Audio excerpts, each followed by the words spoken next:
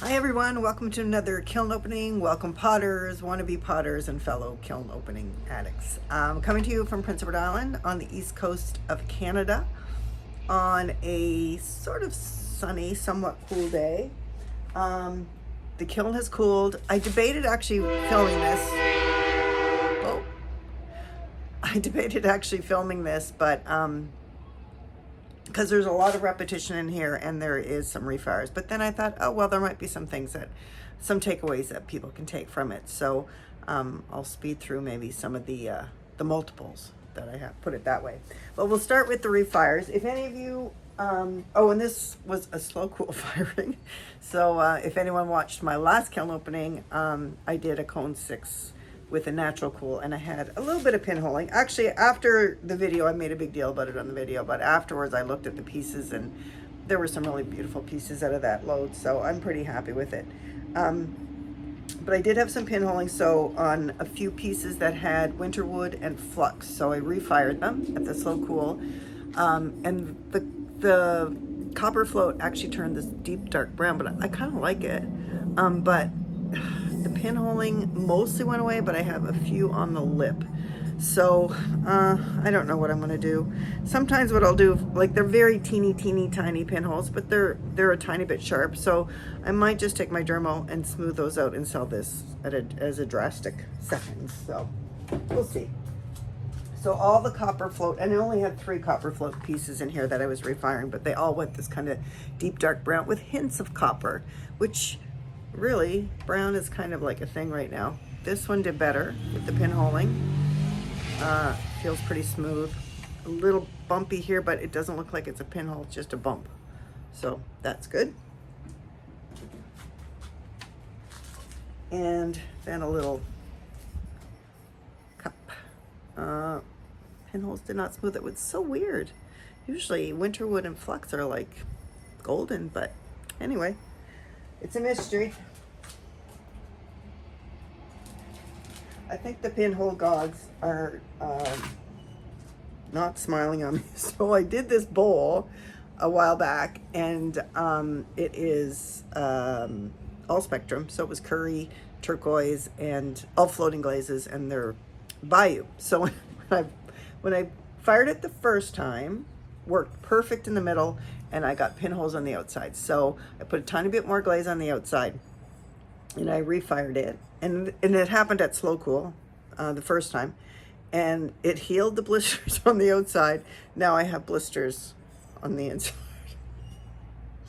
Oh man. And bowls like fine can be a little weird with pinhole. I don't know if anyone else has that issue, and I don't know if it's the way the heat moves around in the kiln or what, but anyway, I'll probably give it one final chance, one final refire, and I'll probably have to put it up on a stilt because the blue is starting to move down. So we'll give it one last go. But you know, I haven't dealt with pinholes in a long time.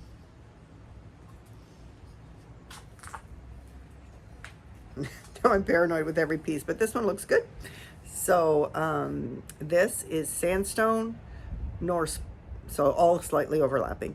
Norse blue with 2 coats of Norse blue with 1 coat of celadon bloom, and then gobs or dabs of snow and flux. And then the top is just 3 coats of Louisiana Bayou with clear inside, and that worked beautifully. And it's just a little toothbrush holder.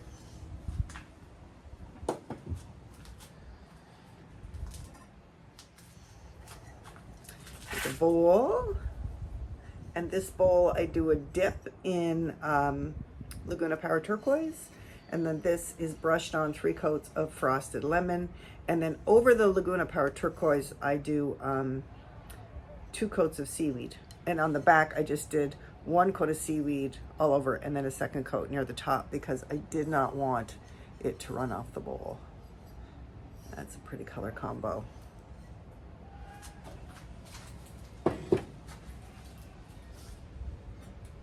And I also did a little bowl in the exact same glaze combo. Those turned out good. No pinholes, woohoo! Now these guys were a refire. I have 3 of them that I refired. And no pinholes, oh hallelujah. The first time it had run off the pop and bubbled really bad on the advancer shelves. So this time I put them up on stilts. I think I put a tiny bit of glaze just around the bottom because I had to grind it back where, you know, that black bubble you can get on advancer kiln shelves. And then I put just a tiny bit of more of the frosted peach. So it was frosted peach, papaya, fuzzy peach, papaya, and whatever the floating turquoise is. Frosted turquoise, floating turquoise, I forget. I always forget it. And actually the refire turned out pretty. Sometimes with refires you kind of worry, but no, that's the color combo is still really nice. So I just have to take this off, and this will be a lot easier to clean up, and then I won't have to reduce it.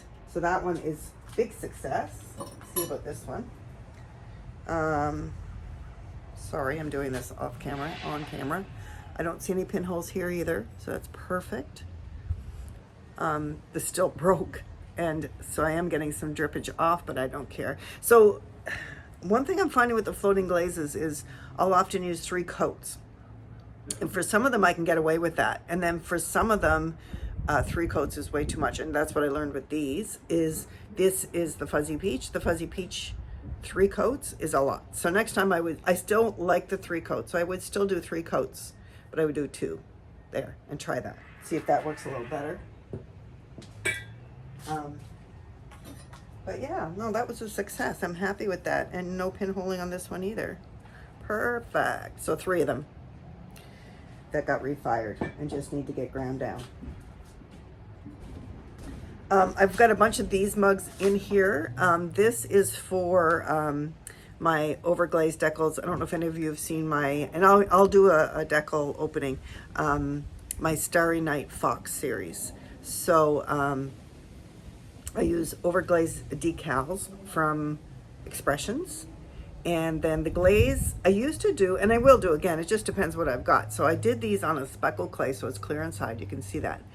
And usually, if I didn't use a speckled clay, I would do 2 coats of honey flux and 1 coat of river birch. But this time I thought, no, I'm gonna use the speckled clay, save me using the river birch, because I'm always running out of it. I have tons of honey flux.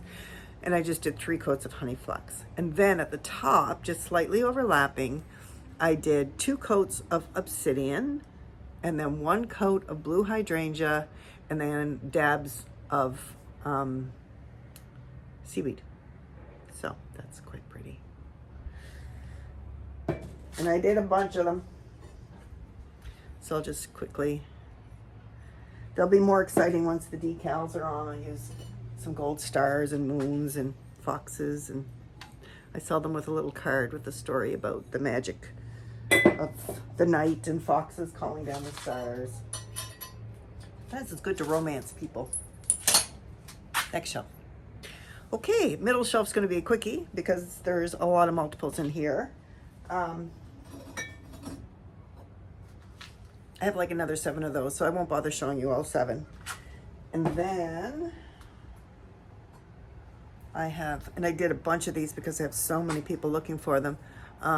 That's that same Blue Grotto glaze combo that I use. So sandstone, Norse blue, celadon bloom, snow, flux, Louisiana Bayou, and those turned out really pretty. And I just put a little finger dimple in them so they're easy to grab.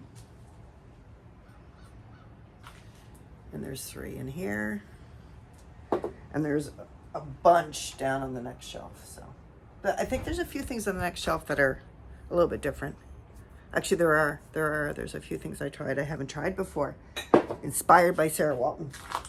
Okay, so here I have, yeah, I'm not in love.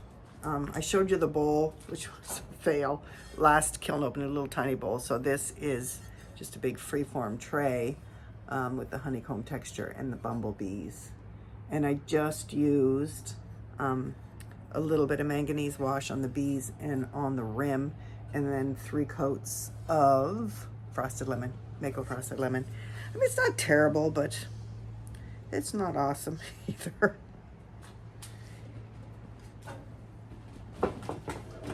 Put it this way, I won't be repeating it. The only other thing I would show you is I got some little keychain apparatus. And I've just been doing some little PEI girl keychains that have been selling really well. So little things sometimes are good. I don't sell them for very much. And this one would be turquoise light. Okay, next shelf. Okay, last shelf. A lot of repetition in here too, but there are a few new things.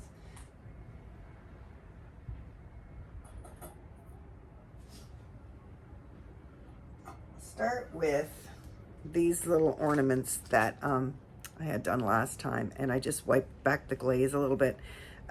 Tiffany has made a really good suggestion. She suggested pearl white for a textured ornament, which is an excellent suggestion, but these guys were already glazed and I didn't want to wash them off, so they're just meh.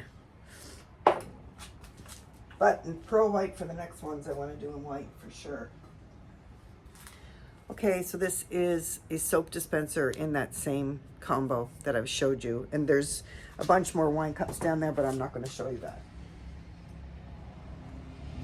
because I'm sure you're getting bored with wine cups. And here's another soap dispenser. And the tops I got, Kim from Unsaid Pottery shared it with me, and it was awesome because she does the tops that you can glue on with E6000. And then you can just screw the top on versus corks, which I was using before. So Pottery Supply House, you can get those, and the prices are quite reasonable.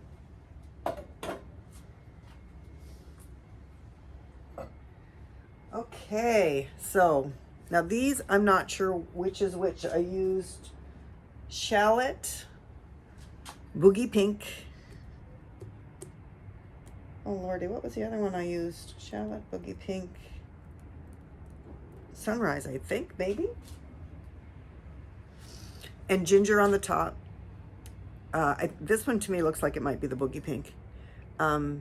Ginger, Spectrum, Bougainvillea pink, and then a strip of amaryllis, and that's pretty. Very nice. Very vibrant, like that.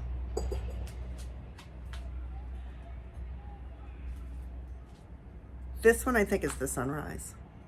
Look at that. I think that one might be my favorite. Softer. If you look at the two, that's the difference. Exact same treatment at the top and with the amaryllis. So ginger and amaryllis on all of them. Just different bottoms. And if that's the Boogie Pink and that is the Sunrise, then this must be the Shallot, I'm guessing. Or the other way around, one or the other. Hard to tell, right? Those glazes are so close. Like, look, really. I don't even know if I can see a difference. Maybe a little bit purplier, which was probably the Shallot. Yeah, hard to tell.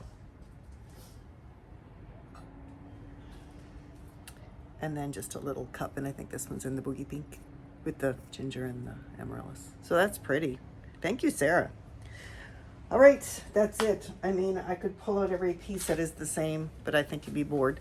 So I'll pop on next time I have something to show you. I got to get going on those overglazed decal pieces. And lots more stuff to go in the kiln, but this time of year I am doing multiples because it's more efficient with your time if you're getting ready for a sale, which I am. But anyway, I hope everyone's doing well. Take care. Please like and subscribe, and I'll see you next time. Thank you so much for watching. If you like what you saw, please like and subscribe. Feel free to buy me a coffee, link down below, or hit the super thanks button. See you next time.